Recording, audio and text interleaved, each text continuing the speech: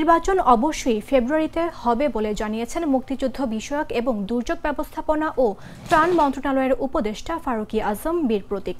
বলেন, নির্বাচন কমিশন এবং সরকার উদ্গ্রীব হয়ে আছে নির্বাচন করার জন্য।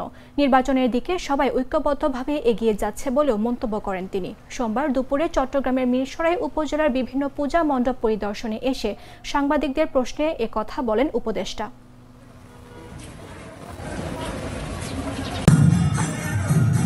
একটাই জনগণের প্রত্যাশা, সেটা হচ্ছে নিঃসংকোচে নিজের ভোটাধিকারটা প্রয়োগ করা, সেটা নিশ্চিত। কেন নির্বাচন হবে না এই মনের মধ্যে এই সংখ্যাটা আসার কারণটা কি?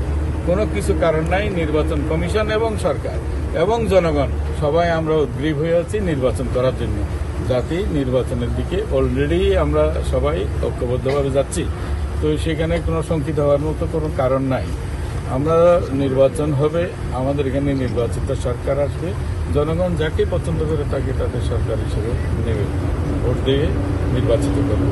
আমাদের আগামী দিনের নির্বাচিত সরকার আমাদের জন্য চমৎকার একটা বাংলাদেশ বানাবে, কারণ এটা আর আগের মতো হবে না।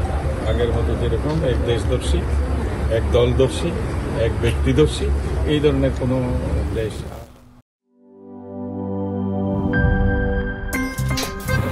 আমার একটা স্মার্ট সিদ্ধান্তে 25% গ্যাসের খরচ কমেছে। ভাবছেন কিভাবে?